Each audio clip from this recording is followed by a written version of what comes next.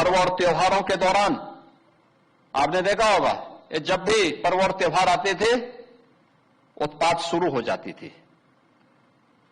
अब उत्पातियों और उपद्रवियों को पता लगेगा कि 7 पीढ़ियां याद आएंगी उनको, क्योंकि कभी कभी बुरी आदतें जाती नहीं लोगों की, तो उसके लिए उनकी डेंटिंग पेंटिंग करवानी पड़ती है कायदे से, जिससे उनकी बुरी आदतों को हम ठीक कर सकें।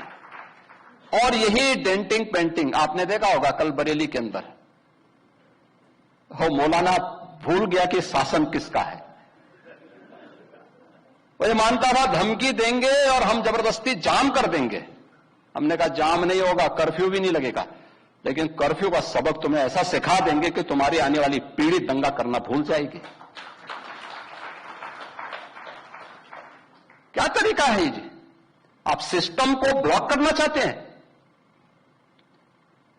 और यह प्रवृत्ति थी यूपी के अंदर, 17 के पहले यही होता था।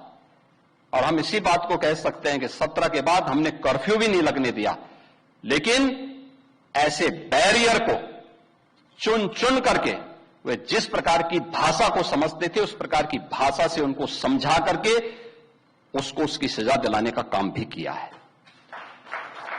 और उत्तर प्रदेश की ग्रोथ स्टोरी यहीं से शुरू होती है।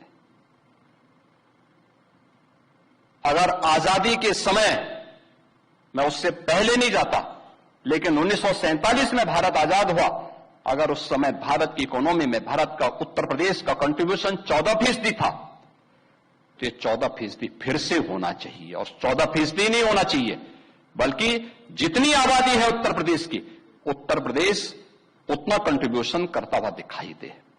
ये हमारा राष्ट्रीय धर्म है और दायित्व भी है, और उसी के तहत ये सब कार्य योजना बन रही है।